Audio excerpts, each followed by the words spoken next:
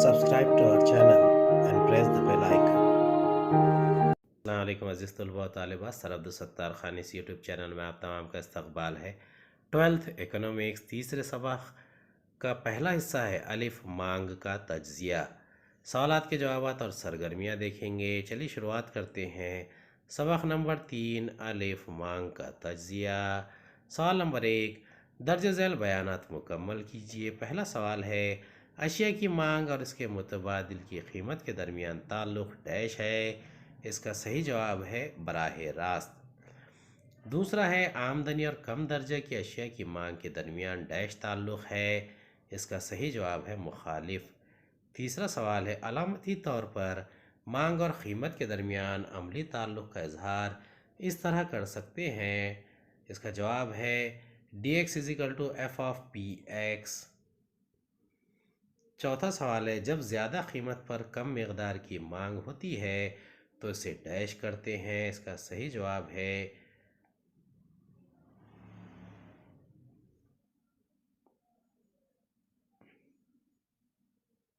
مانگ میں اضافہ۔ سوال نمبر 2 کا اے ہے، معاشی اصطلاح دیجیے۔ پہلا ہے، ایسی کیفیت جہاں کم قیمتوں پر زیادہ مقدار کی مانگ کی جائے۔ اس کا جواب ہے مانگ کا پھیلنا۔ دوسرا ہے، مانگ کے جدول کی ترسیمی پیشکش۔ اس کا جواب ہے مانگ کا خط۔ تیسرا ہے، ایسی اشیاء جو مختلف استعمال کے لیے حاصل کی جائے۔ اس کا جواب ہے مرکب مانگ۔ چوتھا سوال ہے، جب قیمت کے علاوہ مانگ کا تعین کرنے والے دیگر عوامل کی تبدیلی سے زیادہ مقدار کی مانگ کی جائے۔ اس کا جواب ہے مانگ میں اضافہ۔ پانچواں ہے، ایک ایسی تمنا جو خریدنے کی رضامند اور ادائیگی کی صلاحیت رکھتی ہو۔ اس کا صحیح جواب ہے مانگ۔ سوال نمبر 3 ہے، درج ذیل کے درمیان فرق واضح کیجیے۔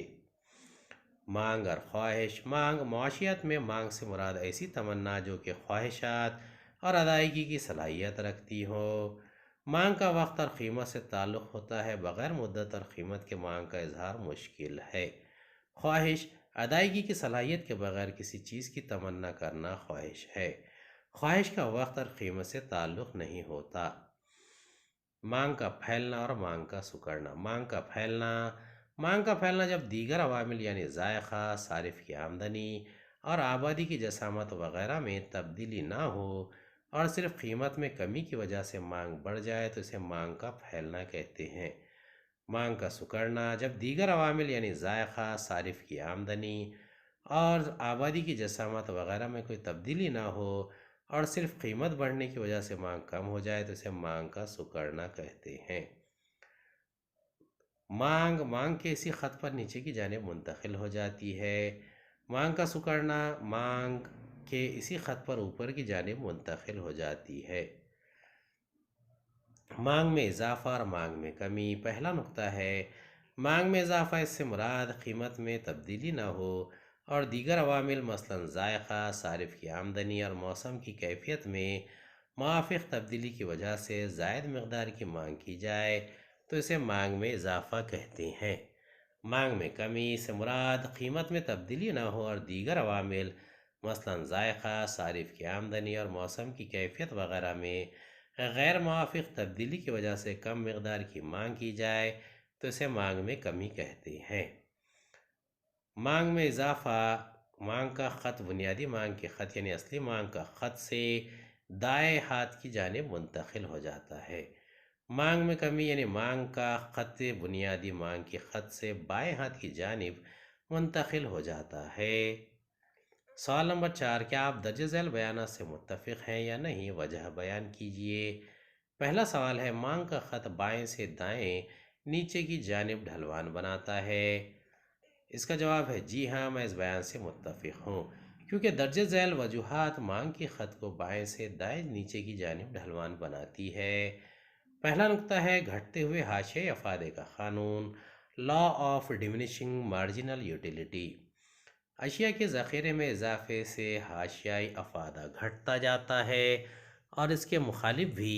یہ مانگ کے خط کی نیچے کی جانب ڈھلوان کی دلیل ہے۔ آمدنی پر اثر، انکم ایفیکٹ۔ نارمل اشیاء کے معاملے میں جب قیمت کم ہوتی ہے تو صارف کی قوت خرید، حقیقی آمدنی بڑھ جاتی ہے۔ جو اسے اشیاء کی زیادہ مقدار کو خریدنے کے قابل بنا دیتی ہے۔ اسے آمدنی کا اثر کہتے ہیں۔ تیسرا ہے متبادل اثر، سبسٹیٹیوشن ایفیکٹ۔ متبادل اشیاء کے معاملے میں جب اشیاء کی قیمت بڑھ جاتی ہے تو اس بڑھی ہوئی قیمت کی اشیاء کے مقابلے میں صارف متبادل اشیاء کی زیادہ مقدار خریدتا ہے۔ اسے متبادل اثر کے طور پر جانتے ہیں۔ چوتھا ہے کثیر المقاصد استعمال، ملٹی پرپس یوسز۔ جب اشیاء کا استعمال کئی مقاصد کی تشفی کے لیے کیا جاتا ہے تو اس کی قیمت میں کمی کی وجہ سے اس کی مانگ میں اضافہ ہوگا اور قیمت میں اضافے سے مانگ میں کمی ہوگی۔ پانچواں نقطہ ہے نئے صارف خریدار، نیو کنزیومرز۔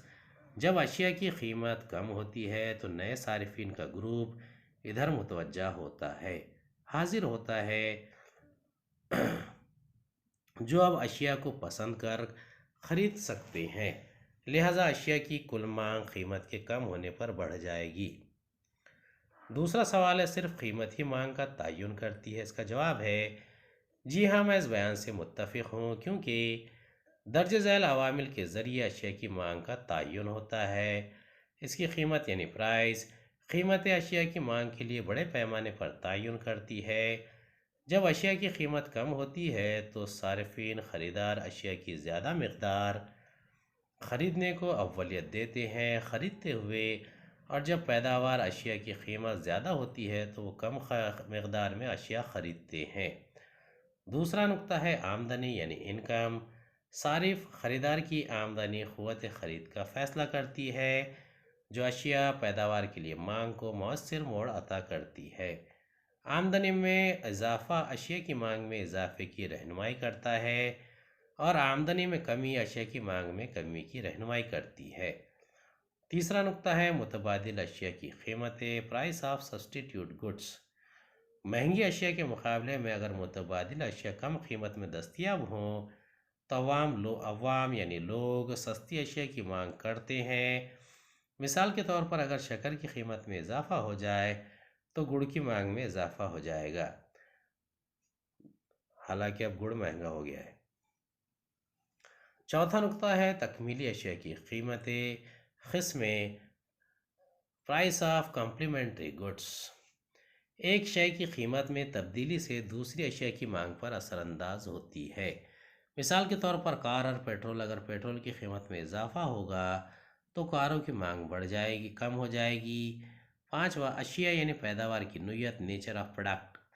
اگر اشیاء انتہائی ضروری ہوں اور ان کا استعمال مؤخر نہیں کیا جا سکتا، روکا نہیں جا سکتا، تو موجودہ قیمت کا خیال کیے بغیر مانگ میں تبدیلی نہیں ہوگی۔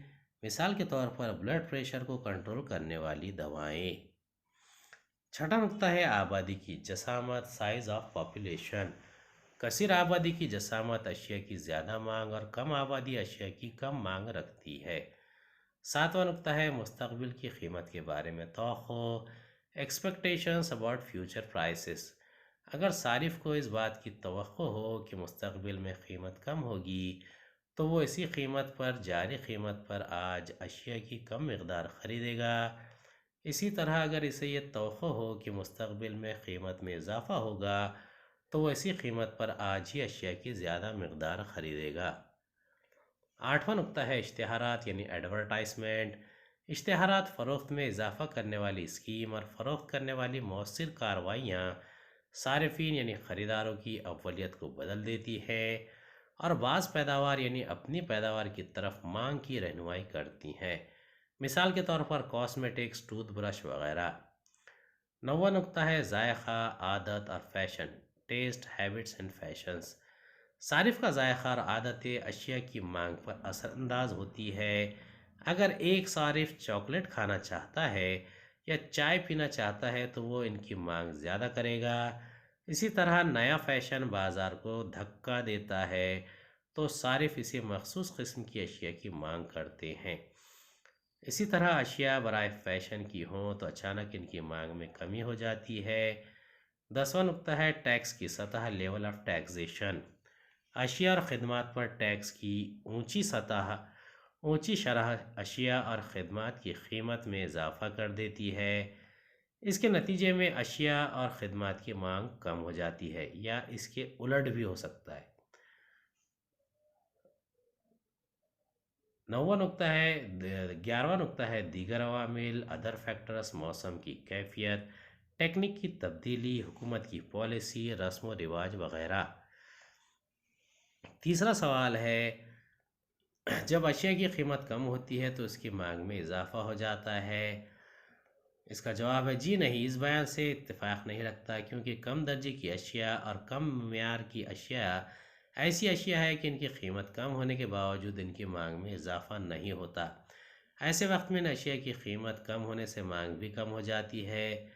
سر رابرٹ گفن نے انگلینڈ میں بریڈ کے معاملے میں اس کا مشاہدہ کیا۔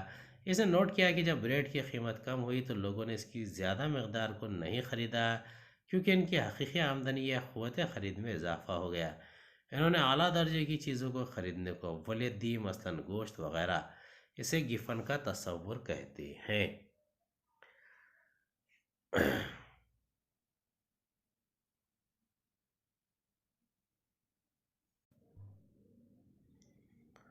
سوال نمبر 5 ہے، 5 کا اے ہے، درج ذیل ٹیبل یعنی جدول کا مشاہدہ کیجیے اور نیچے دیے ہوئے سوالات کے جوابات لکھیے۔ مانگ کی مقدار، قیمت فی کلو، صارف اے، صارف بی، صارف سی، بازاری مانگ کلو گرام اے بی سی۔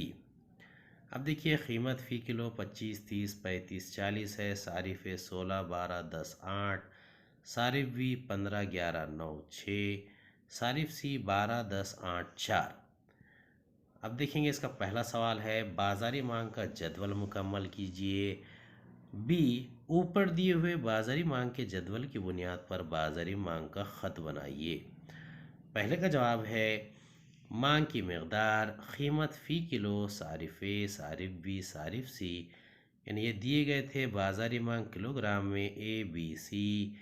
پہلا ہے 43، پھر 33، 27 اور 18۔ یہ یہاں پر ہم نے مانگ کا خط بنایا ہے قیمت روپے میں۔ تیسرا ہے ترسیم کی وضاحت کیجیے، قیمت روپے میں، مانگ کی مقدار کلو گرام میں۔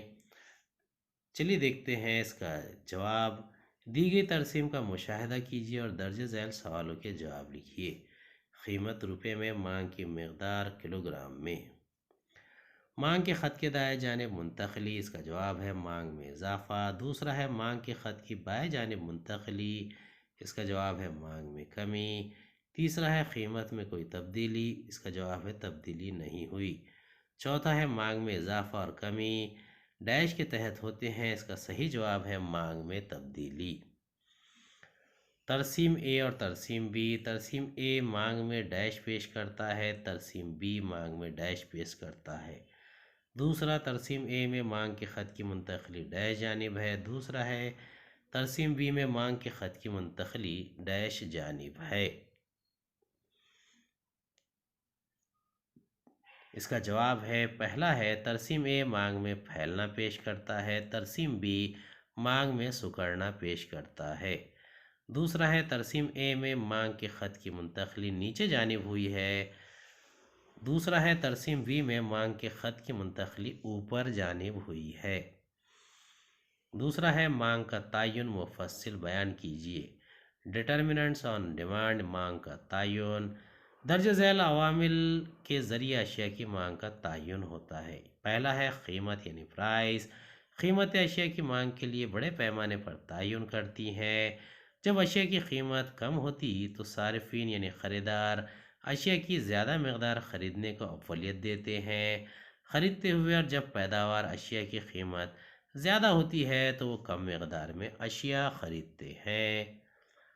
دوسرا ہے آمدنی یعنی انکم۔ صارف یعنی خریدار کی آمدنی قوت خرید کا فیصلہ کرتی ہے، جو اشیاء پیداوار کے لیے مانگ کو مؤثر موڑ عطا کرتی ہے۔ آمدنی میں اضافہ اشیاء کی مانگ میں اضافے کی رہنمائی کرتا ہے، اور آمدنی میں کمی اشیاء کی مانگ میں کمی کی رہنمائی کرتی ہے۔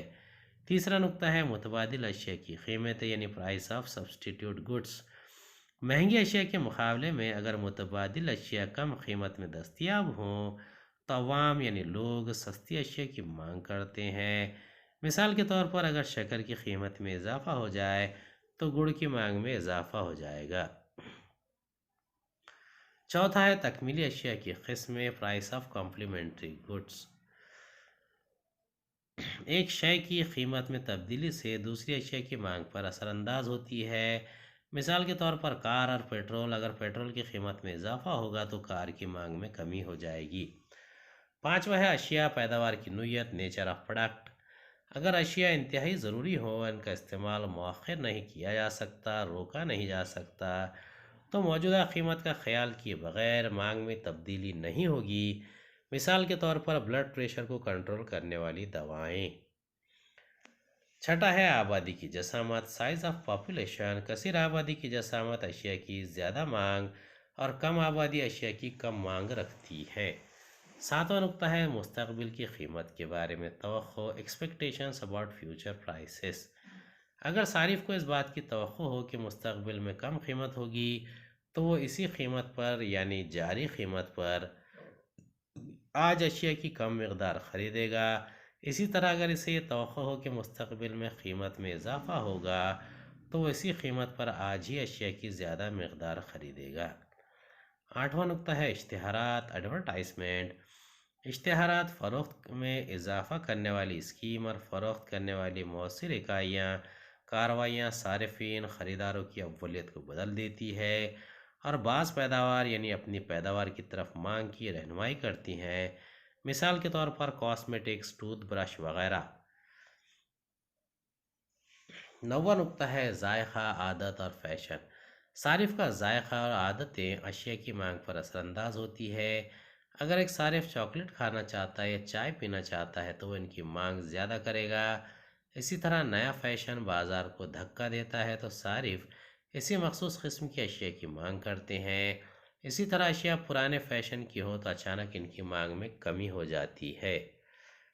10واں ہے ٹیکس کی سطح، لیول آف ٹیکسیشن۔ اشیاء اور خدمات پر ٹیکس کی اونچی شرح، خدمات میں قیمت میں اضافہ، اس کے نتیجے میں اشیاء اور خدمات کی مانگ میں کمی ہو جاتی ہے یا اس کا الٹ ہو جاتا ہے۔ دیگر عوامل، موسم کی کیفیت، ٹیکنیک کی تبدیلی، حکومت کی پالیسی، رسم و رواج وغیرہ۔